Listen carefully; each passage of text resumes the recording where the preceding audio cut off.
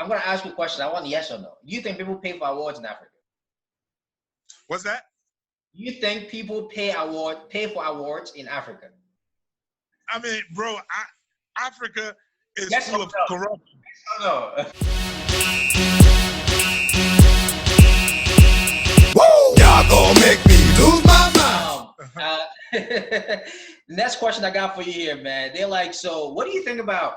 Well, what do you think about the whole Afrobeat scene to begin with? And then the second part of that is, what do you make of like rappers who switch over from rapping to Afrobeat? And then the last part is, who do you consider a true hip hop head in Africa right now? Well, with the Afro beats, we winning. That's how I look at it. In general terms, Africa is winning, you know, and I see brothers getting money, doing tours, doing it big. We penetrating the United States right now. If you check the radios in New York, Hot 97 is bumping Davido. You know, in Atlanta and Miami, they're playing all this Afrobeat artists. Burna Boy is killing it.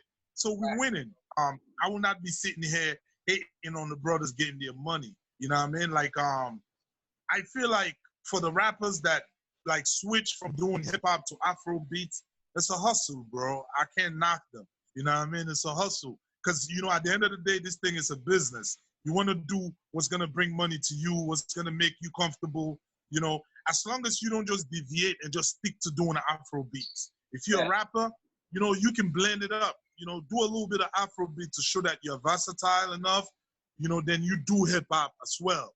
For the core fan. That's what I do. If you check me, I have some Afrobeat records. I can't lie. You know what I mean? I dabbled into it a little bit, you know, but then I come back to my roots to show them that, hey, I can do this. I still can do this. Don't just keep doing Afrobeat if you're a rapper. You know what I mean? And the third question you was asking about Afrobeat rappers. What was the third question, bro? Who do you consider a real hip hop head in Africa right now? A real hip hop head in Africa. Wow. Another thing, right? This is where it get mixed up. Yeah. If you a rapper and you're doing Afro beats, they cannot award you as the best hip hop artist. I think that's totally wrong. You dig what I'm saying? You can't be awarded as the best hip hop artist. Actually, okay. Well, since we're gonna talk about that, while you were talking about it, also answer the question. What is your take on the African Music Awards, and how can you get there as well? So talk about all of that together. Let's go. Yeah.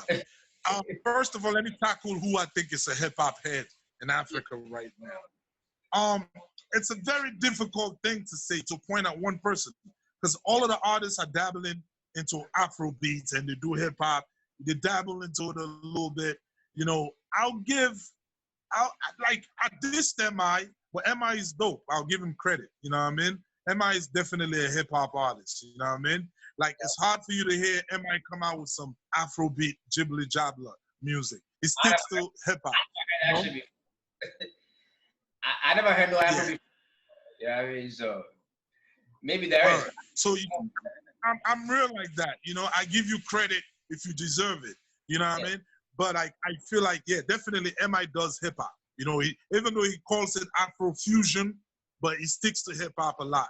You know, I say Casper too. Casper Nyovest in South Africa, he does hip hop too. You know what I mean? Yeah. You like him? Yeah, check him out. Casper got some dope stuff. I like the song he did for his dad.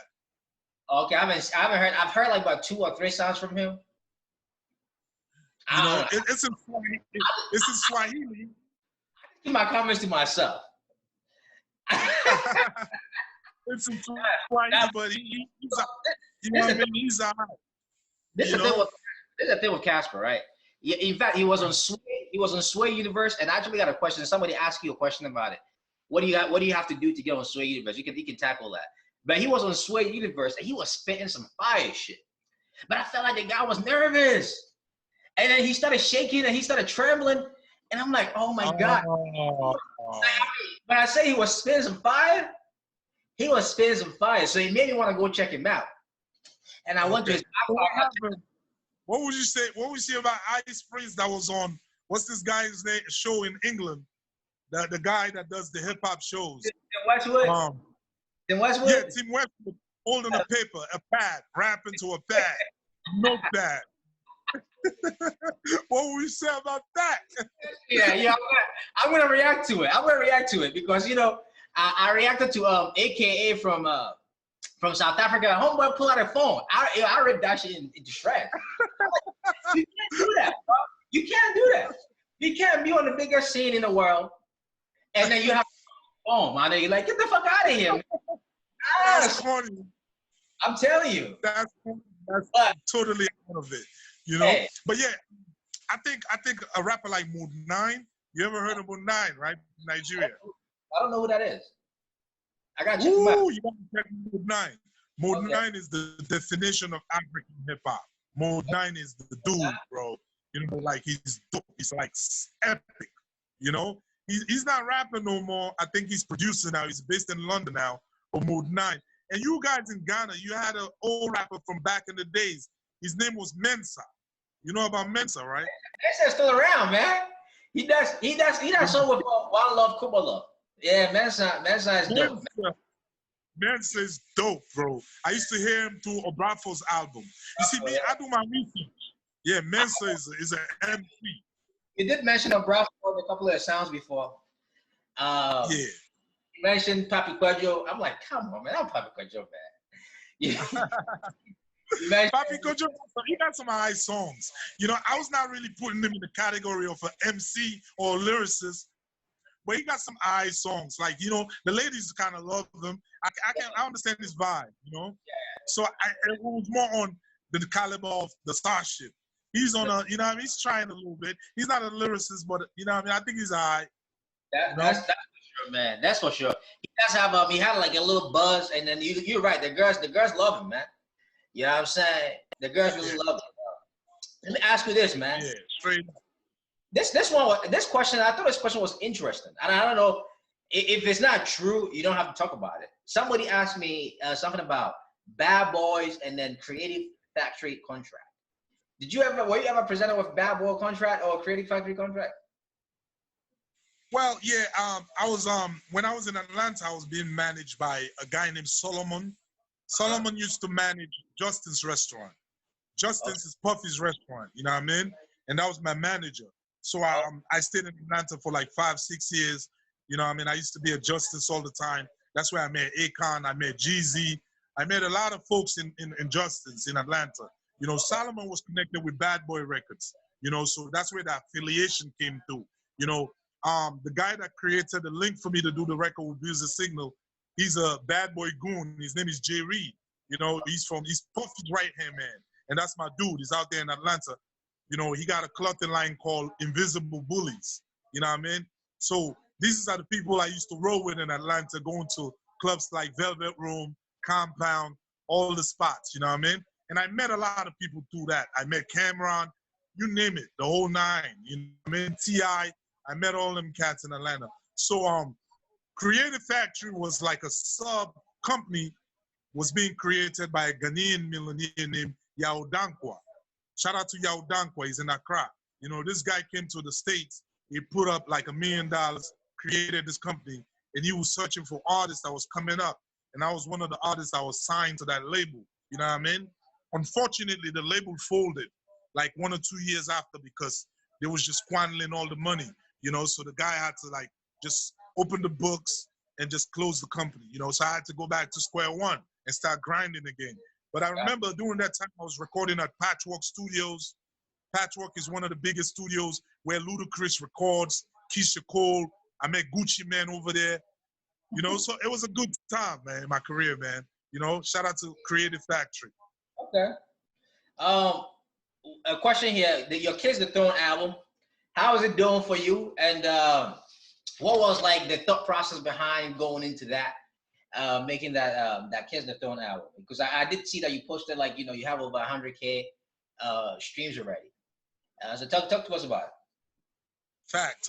Kiss the Throne, I think, is one of my best albums, man. I was just trying to prove a point. I was just trying to show my range. Like if you listen to the album, I can tell you that it's 50% afrobeats, 50% hip hop. I feel like, sometimes rappers don't want to hold a note. They don't want to sing. they just want to limit themselves to just spitting rhymes. You know, I was just trying to show the world and my fans that, you know, I wrote records for Afrobeat artists, like my female artist, Del Vacchio, a biggest hit record, Can't Let You Go. I wrote that record, you know? So I've written a lot of choruses, hooks for a lot of people. I'm blessed with melodies, harmonies. I can come up with a lot of catchy stuff, you know? So I was trying to show and prove on this album to let people know that I'm not just a rapper. I can do a lot of things, you know what I mean? I have songs like For the Money, which is produced by Diesel. Diesel is the same guy that produced Lollipop for Lil Wayne. He produced Officer for Lil Wayne. You know, yeah, I have a record there, Never Let Go. It's produced by Brian Soko. Brian Soko produced Drunken Love for Beyonce and Jay-Z. He's from Zimbabwe, but he's based in LA. I met him in LA. We got into the studio. He's a cool dude. So I have some top-notch producers on this album. I was in Spain working with another guy named Novell. Novell worked with Jason Derulo. He worked with J-Lo, worked with Pussycat Dolls. You know, we did like about 5 to 6 records. I only put 1 record on this album. Some of the other records we kept because he wanted us to do an EP that we're going to put out globally the right way. So that might be my next project after this album. Congratulations to us. Before I forget, because I don't think you finished talking about the African award and then how you can get there. Do you think let's speak on the African awards and then how they nominate? Because me personally, I don't even know how they do the nomination, right? And how do you even get nominated? And also, do you think this is the album that will finally push you there? Come on, talk to us about that. Well, I feel like, look at, for example, when it comes to Ghana, right? Yeah. When it comes to dancehall, I don't think anybody can deny the fact that Shatta Wale is the man. You know, when Stonebwoy got the award, that he got, the BET award, yeah. I bet you not. That time, I haven't heard one song of Stonebwoy's. Really? Really, that time. Around that time, I've never heard his music. I heard of him, but it was not to the point where he can get a BET Awards. Shout out to Stonebwoy, you know what I mean? He's doing his thing, but I feel like there's a team. If I'm wrong, correct me if I'm wrong. Shout out to Shatta House, you know what I mean? I don't want them to be my enemies, but I feel like when it comes to BET, MTVs and whatnot, when they come to Africa, they have people that they contact about, yo, give us some names about who's hot right now in Africa.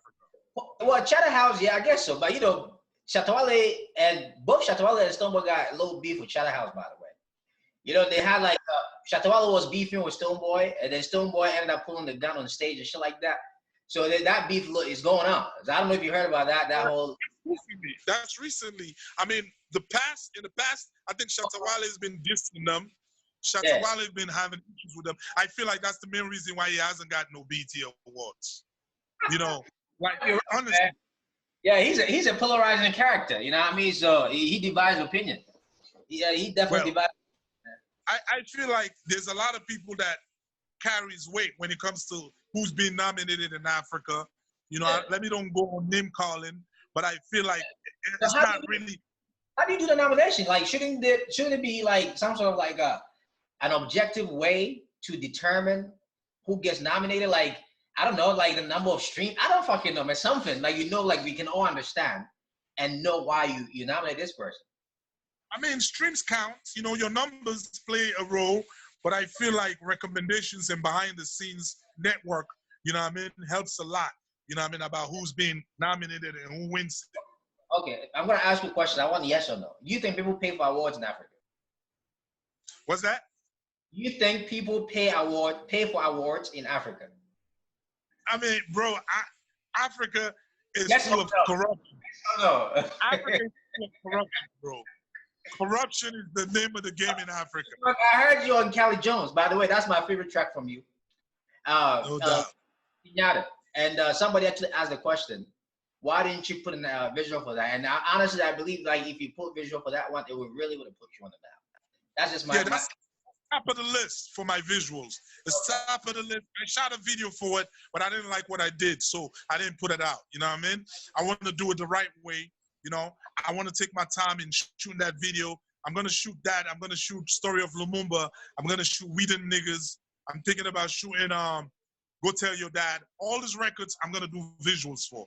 You know, so in the next month or so, watch out for these visuals. That's the campaign I'm starting on. You know what I mean? Like with Africa, I feel totally corruption is involved with who's getting big awards, bro. It's a secret people not gonna tell you. You know what I mean? It's not like in the States where people are being lifted up based on their talents. Here it's about who got bad, bro. Hey, yo, what up? What up? It's your boy, man. I'm Kao Denero. I'm rocking with you, DKA Entertainment. You already know what it is, man. Let's get it popping. That's it, man. Hey, y'all heard him, man. Y'all heard him, man. That's your king, Mr. Kiss the Throne, Mr. Donald Trump, Mr. Rap Extinguisher, Mr. whatever the fuck you wanna call him, man. Mr. I Rep the Hood, yo. Come on, man.